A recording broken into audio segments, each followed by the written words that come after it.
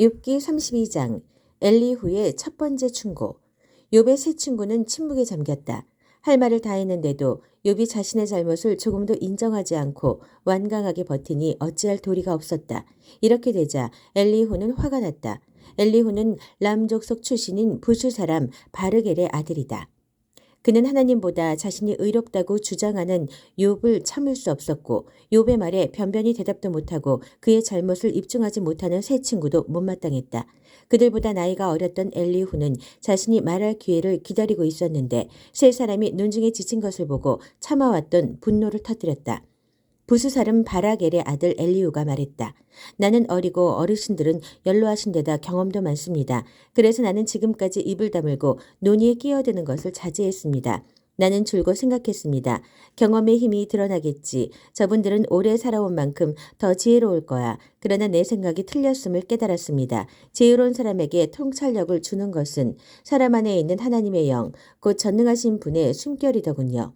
전문가가 지혜를 독점하는 것은 아니며 나이가 들었다고 반드시 분별력이 있는 것도 아니더군요. 그래서 나도 소신을 밝히기로 했습니다. 잘 들어주십시오. 내 생각을 정확히 말씀드리지요. 어르신들이 말할 때 한마디도 놓치지 않고 귀 기울여 들었습니다. 적절한 말을 찾으시는 동안 귀를 쫑긋 세웠습니다. 그런데 어르신들이 입증한 게 있습니까? 하나도 없습니다. 어르신들의 말은 욥의 마음을 전혀 움직이지 못하더군요. 우리는 할 만큼 했다. 이제는 하나님이 욥을 정신 차리게 하실 차례다 하고 변명하지 마십시오. 욥은 아직 나와 논쟁하지 않았습니다만 나는 어르신들과 같은 논리를 사용하지 않을 테니 염려 놓으십시오. 이제 세 분께서는 달리 하실 말씀이 없습니까? 물론 없을 겁니다. 어르신들은 완전히 엉터리니까요. 어르신들이 하던 말을 딱 멈추었으니 내가 더 이상 기다릴 이유가 없겠지요. 내 의견을 말할 준비가 되었습니다. 그렇습니다. 내가 말할 차례입니다. 때가 되었습니다. 나는 할 말이 많습니다. 당장이라도 속에서 터져나올 것 같습니다. 땅 밑에 용암처럼 끓어오릅니다. 폭발 직전의 화산 같습니다. 속 시원히 속에 있는 말을 해야겠습니다. 돌려 말하지 않겠습니다. 진실을, 오로지 진실만을 말하겠습니다. 나는 누구에게도 아첨할 줄 모르지만 혹시라도 그랬다가는 나를 만드신 분이 지체 없이 나를 처단하실 것입니다. 욥기 33장. 욥이여 내 말을 끝까지 들어주십시오. 부디 내 말에 귀 기울여 주십시오. 심사숙고한 내용을 말하는 것입니다.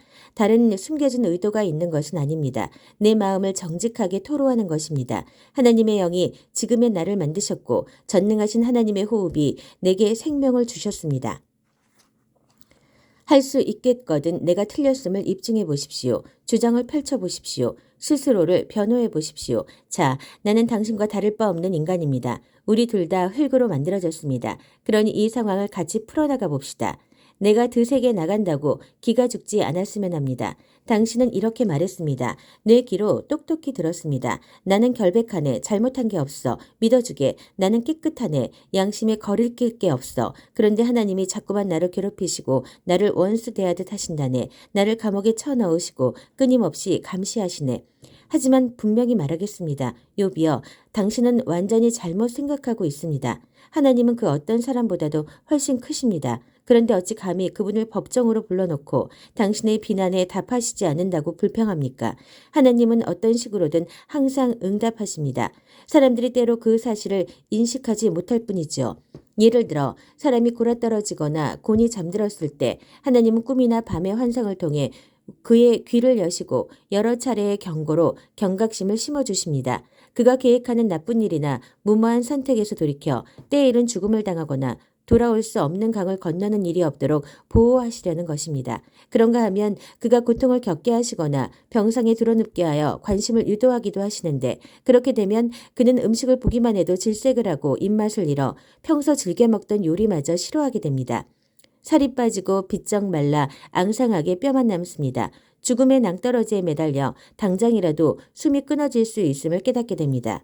그러나 그때라도 천사가 나타날 수 있습니다. 수천이나 되는 수호자 중 하나가 그를 위해 올 것입니다. 보냄을 받고 찾아온 천사가 자비롭게 개입하여 내가 그 몸값을 받았다는 말로 사형 선고를 취소시킬 것입니다. 그러면 사람이 무슨 일인지 깨닫기도 전에 자신의 몸이 회복되어 건강을 되찾을 것입니다. 또 사람 자신이 무릎을 꿇고 하나님께 기도할 수 있습니다. 하나님은 그것을 좋아하십니다. 사람은 하나님의 미소를 보고 그분과의 올바른 관계가 회복되었음을 깨닫습니다. 그리고 기뻐합니다. 그는 만나는 모든 사람 앞에서 하나님을 찬양하고 이렇게 증언할 것입니다. 난 인생을 엉망으로 살았지. 정말이지 무가치한 삶이었어. 하지만 하나님이 개입하셔서 완전히 죽은 목숨이었던 나를 구하셨어. 나 다시 살아났어. 다시 빛을 보게 되다니. 하나님은 이런 식으로 거듭거듭 일하십니다. 확실한 파멸에서 우리 영혼을 끌어내십니다. 그러면 우리는 빛을 보고 빛 안에서 살게 됩니다. 욥이여 내 말에 귀를 기울이십시오. 아직 끝나지 않았으니 말을 끊지 말고 계속 들으십시오. 그러나 혹시 내가 알아야 할 것이 있다면 말해 주십시오. 나는 당신이 누명을 벗기를 무엇보다 바라니까요. 할 말이 없다면 잠자코 들어주십시오. 내 말을 끊어 혼란스럽게 하지 마십시오. 그럼 이제부터 지혜의 기본을 가르쳐 드리겠습니다. 욥기 34장 엘리후의 두 번째 충고. 엘리후가 계속해서 말했다. 훌륭하신 어르신들, 내 말을 듣고 생각하는 바를 알려주시기 바랍니다. 여기서 벌어지고 있는 상황을 제대로 파악하려면 머리를 맞대고 상의해야 하니까요. 이 정도는 누구나 아는 상식입니다. 누구나 맛을 느낄 수 있는 것처럼 말입니다. 들으신 것처럼 욥은 이렇게 말합니다. 나는 옳다. 그런데 하나님은 내게 공정한 재판을 허락하지 않으신다. 나는 스스로를 변호하는 자리에서 거짓말쟁이라는 소리를 들었고 잘못한 것이 없는데도 처벌을 받았다. 이보다 더 심한 말을 들어보신 적이 있습니까? 욥의 눈에는 보이는 것이 없답니까? 나쁜 친구들과 너무 많은 시간을 보낸 걸까요? 엉뚱한 무리와 너무 오래 어울려 다닌 걸까요? 그래서 하나님을 기쁘게 해드리려고 애써봐야 소용없다는 그들의 말을 앵무새처럼 따라하게 된 걸까요? 어르신들은 이런 문제를 능숙하게 다루는 분들이니 나와 의견이 같을 것입니다. 하나님이 악을 행하실 리 없고 전능하신 분께서 잘못을 저지르실 리 없습니다. 그분은 더도 덜도 말고 딱 우리가 행한 그대로 갚으십니다. 사람은 언제나 뿌린 대로 거둡니다. 하나님이 악한 일을 하시거나 전능하신 분이 정의를 뒤엎으실 리 없습니다. 그분은 온 땅을 다스리시는 분, 온 세상을 한 손에 쥐고 계시는 분, 그분이 호흡을 불어넣지 않으시면 남녀노소 모두 공기가 부족하여 죽고 말 것입니다. 그러니 욥이여 잘 생각해 보십시오. 누가 봐도 분명한 사실입니다. 질서를 싫어하는 자가 질서를 유지할 수 있겠습니까? 당신은 의롭고 전능하신 하나님을 감히 비난하는 것입니까? 하나님은 언제나 진실을 말씀하시는 분, 부패한 통치자들이 악당이자 범죄자임을 폭로하시지 않습니까? 그분이 돈 많고 유명한 자들을 편드시고 가난한 이들을 무시하십니까? 모든 이들에게 똑같이 책임을 다하시는 분이 아니십니까? 불시에 죽는 사람들은 그럴 만한 죄가 있는 것 아닙니까? 사악한 통치자들이 몰락하는 것은 피할 수 없는 운명 아닙니까? 대단하다는 사람들이 쓰러져 죽을 때 우리는 하나님이 배후에서 일하고 계시다는 것을 깨닫습니다. 하나님은 모든 사람을 살피시고 사소한 것 하나도 놓치지 않으십니다. 그분의 눈을 속이고 악을 행하는 자들을 가려줄 만큼 캄캄한 밤이나 깊은 어둠은 존재하지 않습니다. 하나님은 그들의 범죄를 입증할 증거를 더 모으실 필요가 없습니다. 그들의 죄는 명백한 사실이기 때문입니다. 그분은 고위 인사나 유력 인사들을 묻지도 않고 해임하시고 곧바로 다른 사람들로 그 자리를 채우십니다. 잘못을 저지르고 무사히 빠져나가는 사람은 없습니다. 하룻밤 만에 판결문이 서명, 봉인, 교부됩니다. 그분은 모두가 볼 수 있는 탁 트인 곳에서 악한 자들을 그 악한 행위대로 처벌하십니다. 그들은 그분을 따르지 않고 그분의 길을 더 이상 생각하지 않기 때문입니다. 그들의 배교를 알린 것은 가난한 이들의 울부짖음이었습니다. 억눌린 이들의 울부짖음을 하나님이 들으신 것입니다. 하나님이 침묵하신다 한들 그것이 당신과 무슨 상관이 있습니까? 하나님이 얼굴을 숨기신다 한들 어찌하겠습니까? 그러나 침묵하시든 숨으시든 하나님은 여전히 존재하시며 다스리시기에 하나님을 미워하는 자들이 그분의 자리를 차지하여 사람들의 삶을 망치는 일은 없을 것입니다. 그러니 그냥 하나님께 실토하지 그럽니까? 이렇게 말하십시오. 내가 죄를 지었습니다. 다시는 죄를 짓지 않겠습니다. 내가 아직 깨닫지 못한 것이 있다면 깨닫게 해주십시오. 그동안 저지른 악을 다시는 저지르지 않겠습니다. 당신의 하나님 뜻대로 살고 싶지 않다고 해서 하나님이 당신의 뜻대로 움직이셔야 합니까? 선택은 당신의 몫입니다. 내가 대신할 수는 없지요. 어느 쪽을 선택할 것인지 말해 보십시오. 생각이 올바른 사람들이 이구동성으로 하는 말, 내 말에 동의하는 지혜로운 사람들이 하는 말이 있습니다. 욥은 헛똑똑이야. 터무니없는 소리만 짓거려대지. 욥이여, 하나님께 그렇게 못되게 말대꾸를 했으니 어디 구석으로 끌려가 호된 질책을 받아 마땅합니다. 원래 지은 죄에다가 하나님의 징계에 저항하고 무엄하게도 하나님께 주먹을 휘두르며 전능하신 분을 여러 제목으로 고발하는 죄를 더했기 때문입니다. 욥기 35장. 엘리후의 세 번째 충고. 엘리후는 욥을 다시 공격했다. 처음에는 나는 하나님 앞에서 완전히 결백하다고 하더니 그 다음에는 내가 죄를 짓든 안 짓든 무슨 차이가 있겠느냐고 말하니 이게 말이 됩니까? 자, 분명히 말씀드리죠. 당신과 새 친구분은 지금 당신이 무슨 말을 하는지 모르고 있습니다. 하늘을 보십시오. 오래도록 열심히 들여다보십시오. 하늘 높이 떠 있는 구름들이 보입니까? 당신이 죄를 짓는다 한들 하나님께 달라질 것이 무엇이겠습니까?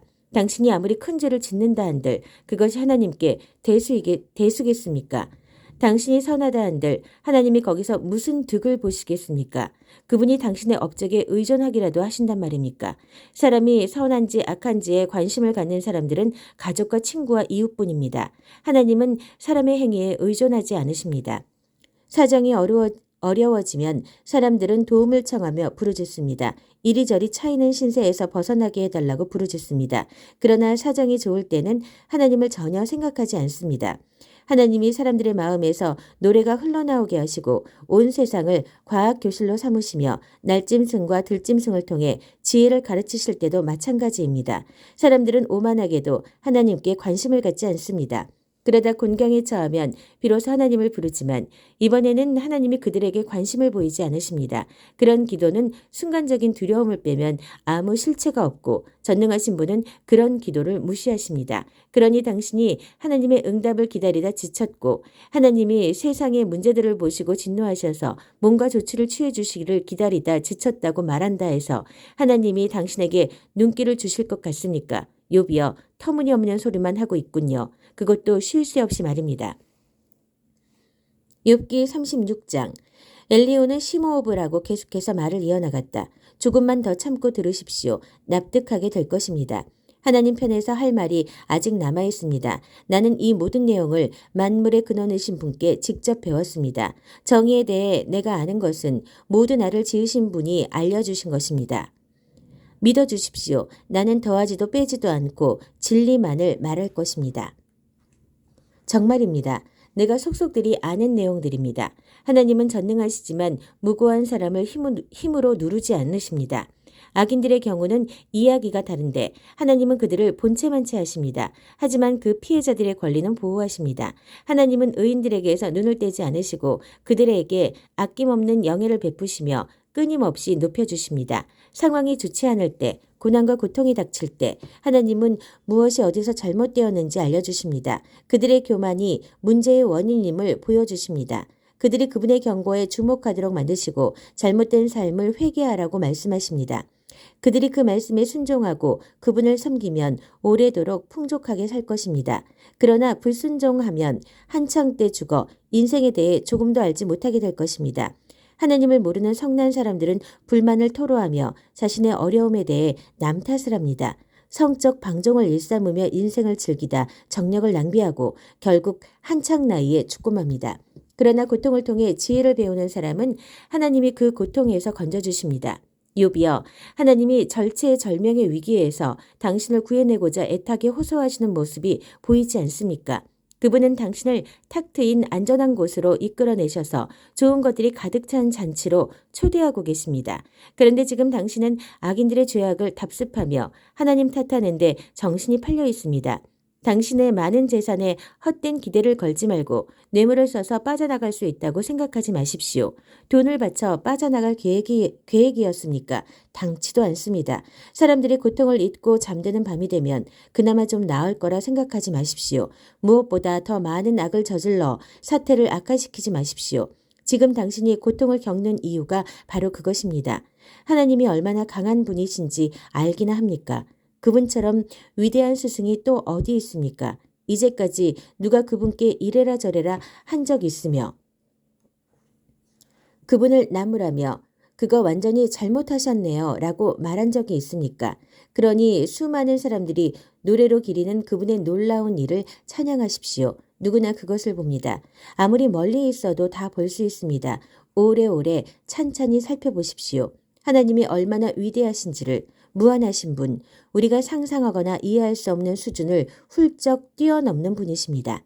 하나님은 바다에서 물을 퍼다 맑게 걸러 비구름 물통들을 가득 채우십니다. 그러면 하늘이 열리고 소나기가 퍼부어 모든 사람들을 적십니다. 이런 일이 어떻게 일어나는지, 그분이 구름을 어떻게 마련하시고 천둥 가운데에서 어떻게 말씀하시는지 조금이라도 아는 사람이 있습니까? 번개를 보십시오. 하늘을 가득 채우고 깊고 어두운 바닷속을 비추는 그분의 빛의 향연입니다.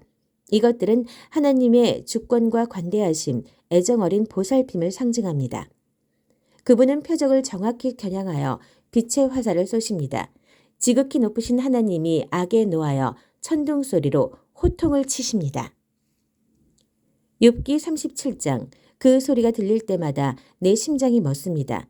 정신이 아뜩하여 숨조차 쉴 수 없습니다. 들어보십시오. 그분의 천둥 소리. 우르릉 쾅쾅 우레소리로 말씀하시는 그분의 음성을 들어보십시오. 그분이 지평선 이쪽 끝에서 저쪽 끝까지 번개를 보내시면 북극에서 남극까지 온 세상이 환해집니다. 뒤이어 천둥소리 가운데 그분의 음성이 메아리치니 강력하고도 장엄합니다. 그분은 온갖 방식으로 거침없이 능력을 드러내십니다. 그 음성을 못 알아들을 자 없으니 천둥소리로 울리는 그분의 말씀 놀라울 따름이고 그분의 위협을 이해할 길이 없습니다. 그분은 눈에게 땅을 덮어라 명하시고 비에게 온 지역을 적셔라 명령하십니다. 누구도 비바람을 피할 수 없습니다. 누구도 하나님을 피해 달아날 수 없습니다. 눈보라가 으르렁거리며 북쪽에서 불어오고 얼음비로 땅이 꽁꽁 얼면 들짐승도 피할 곳을 찾아 제 보금자리로 기어 들어갑니다. 하나님의 입김으로 얼음이 만들어지고 하나님의 입김으로 호수와 강이 얼어붙습니다. 하나님이 구름을 빗물로 채우시고 구름에서 사방으로 번개를 보내십니다. 하나님은 구름의 영향을 이리저리 시험하시고 그분의 말씀이 온 세계에서 이루어지도록 명하십니다. 징계나 은혜, 아낌없는 사랑을 베풀려 하실 때 하나님은 구름에게 일을 맡기시고 그 일이 반드시 성취되게 하십니다. 욥이여 듣고 있습니까? 이 모든 것을 주목해 본 적 있습니까? 그 자리에 가만히 서서 하나님의 기적들을 되새겨 보십시오. 하나님이 이 모든 일을 어떻게 하시는지, 캄캄한 폭풍 속에서 어떻게 번쩍이는 번개를 만드시는지, 뭉게구름을 어떻게 쌓아 올리시는지 아십니까? 완전한 지성을 가지신 분의 이 모든 기적이 어떻게 가능한지 아십니까? 찌는 듯 더운 날이면 고작해야 부채질이나 하는 게 전부인 당신이 뜨거운 양철 지붕 같은 하늘에 영향을 미칠 수 있다는 생각을 어떻게 할 수 있습니까? 당신이 그토록 똑똑하다면 하나님께 어떻게 말씀드릴지 가르쳐 주십시오. 우리는 아는 게 없어서 그 방법을 도무지 모르겠습니다. 내가 하나님께 대들 만큼 우둔한 줄 압니까? 그것은 화를 자초하는 짓이 아니겠습니까? 정신이 온전히 박힌 사람이라면 구름 한 점 없이 화창한 날에 해를 똑바로 쳐다보지는 않을 것입니다. 북쪽 산에서 찬란한 금이 나오듯 위험에 찬 아름다움은 하나님께로부터 흘러나옵니다. 전능하신 하나님, 우리 손이 닿지 않는 곳에 계신 분, 권능과 정의가 더없이 뛰어나신 분, 그분이 사람을 불공평하게 대하신다니 생각도 못할 일입니다. 그러니 모두 깊은 경외심으로 그분께 절하십시오. 당신이 지혜롭다면 틀림없이 그분을 경배하게 될 것입니다.